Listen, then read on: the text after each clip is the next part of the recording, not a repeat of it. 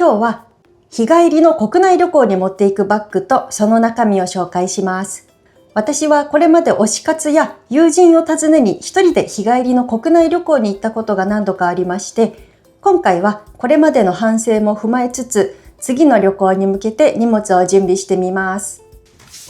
まずは日帰り旅行に持っていくバッグの紹介です。私は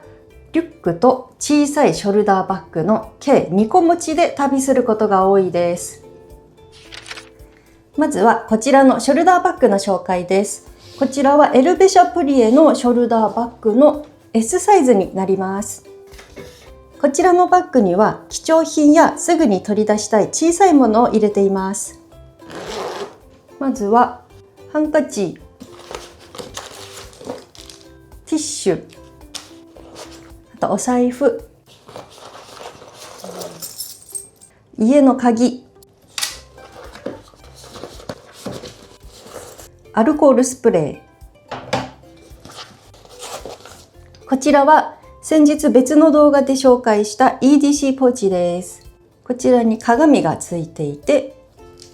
鏡の裏のポケットに絆創膏とシミ取りシート。こちらのメインのスペースにはリップクリーム、ハンドクリームやニベアを無印良品の小分けの容器に入れたもの。こちらは UV 機能のついたリップグロス、ヤードム、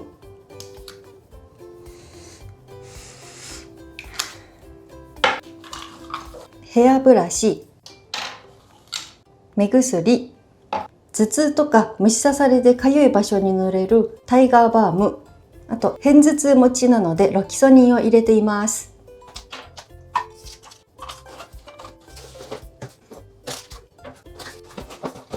スマートフォンもこちらのバッグに入れます。パスモとかの交通系の IC カードもスマホに登録してスマホをかざして使っています。そして次がリュックの中身です。こちらのリュックは無印良品の肩の負担を軽くする撥水リュックサックです。帰りにたくさんお土産を買いたいので、行きはなるべくスカスカの状態で持っていきます。まずはこちらの小さいポーチにモバイルバッテリー。普段のお出かけではあまり持ち歩かないのですが、遠出するときは防災の意味も兼ねてバッテリーを持っていきます。こちらが移動中の新幹線とか飛行機の中で使うアイテム。Kindle とウェットティッシュ。そしてイヤホン。移動中にスマホで動画を見たい時などに使います。移動時間が長めの旅行には有線のイヤホンを持っていきます。以前 AirPods を持って関西に日帰り旅行へ行ったのですが、新幹線でとある恋愛リアリティ番組を見て楽しんでいたのに、帰りの新幹線で途中で AirPods の電池が切れてしまって、最終話のクライマックスの場面を音なしで見るという非常に悲しい経験をしたので、それ以降は有線のイヤホンを持って行っています。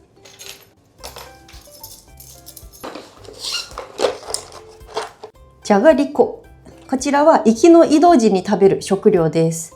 特に新幹線の移動がすっごく暇なので、駅弁を買うときも必ずお菓子も一緒に買います。お菓子の定番は柿ッピーかじゃがりこです。夏はアイスも買います。そして飲み物。日帰りの旅行はペットボトルを持っていくことが多いです。旅行中に飲み終わったらまたどこかで新しい飲み物を調達します。こちらはハンカチ。先ほど小さいショルダーバッグにもハンカチを一つ入れていたのですが、日本国内で旅行をしているとトイレとかで手を洗った後、ハンドドライヤーもペーパータオルもないという場面が結構あります。丸一日出かけているとハンカチが濡れてきてしまうので予備を持っていきます。メイク直し用具。旅行の途中にメイクが崩れてしまうと結構気になるので、最低限のものだけ持っていきます。パウダーとリップを持っていくことが多いです。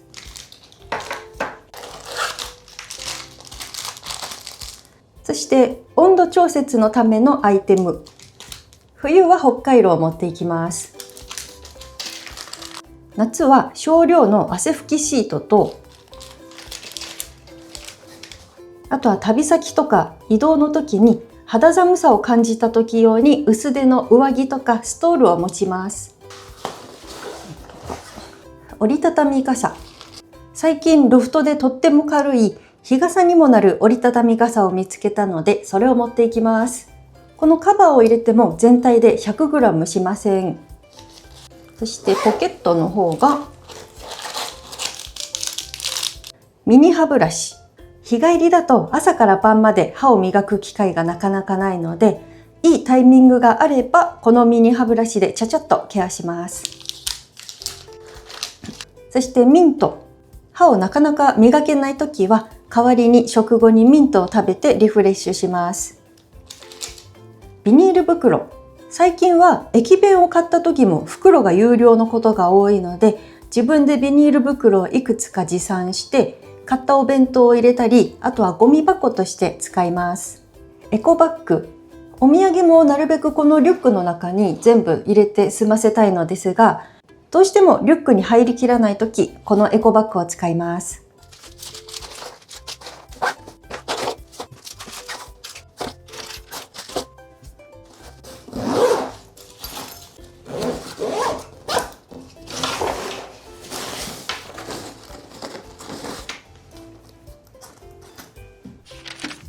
以上が持ち物になります。日帰りの旅行だといつもよりちょっと遠出するだけのような気分で、普段のお出かけと同じ荷物で家を出てもいいイメージがありますが、私の経験から注意するポイントがいくつかあります。それは現金、気温差、お土産、この3つです。まず現金ですが、普段キャッシュレスで生活していても、旅行先のお食事どころとかお土産屋さんでは現金しか使えないというケースもあるので、必ずある程度下ろして持っていきます。都市部ならコンビニで簡単に引き出せますが、山の中とかガチの秘境みたいな場所に行くときはコンビニや ATM が見つからないこともザラですので、特に注意です。あと以前びっくりしたのが、地方のバスでは交通系 IC カードが結構使えないということがあります。私の場合、金沢に行った時にバスに乗ったら IC カードが使えないということが判明して、ただ金沢の場合は最近代わりにクレジットカードのタッチ決済で乗れるようになったのですが、おそらく他の地域でもバスは IC カードが使えないということがあるようなので、現金もある程度細かく崩して持つとより安心だと思います。次に気温差。旅行に行くとき、天気予報は必ず確認すると思うのですが、それでも行く場所によって天気予報で書かれていた気温と実際の体感温度が違うことがあります。特に東北地方の夏とかですね。最近は結構猛暑が続いていますが、たまに雨が降ったりすると東京と同じ気温だと思っても、実際はもっとひんやり感じることがあるので、温度調節できるものを持っていくと安心です。そしてお土産です。日帰り旅行だとなるべく身軽に出かけたくなりますが、帰りにお土産を買って荷物が増えることを考えて、やっぱり大きめのリュックとかエコバッグを持っていくと便利です。私の場合は普段は海外旅行の方が好きなのに、実際は国内旅行の方がどこの地方も魅力的なお土産が売っていて、ついつい買い込んでしまいます。ちなみにこれは前回金沢で買ってきた魚醤で、友人には卵料理に使うと美味しいと教えてもらったので買ったのですが、開けるのがもったいなくてまだ使えていません。卵料理の他にも美味しく食べられる方法ご存知の方いましたら、ぜひ教えていただきたいです。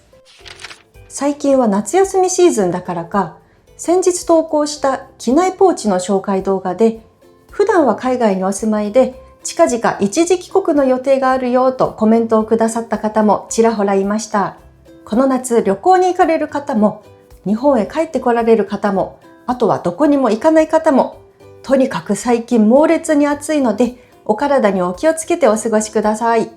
今日もご視聴ありがとうございました。またね。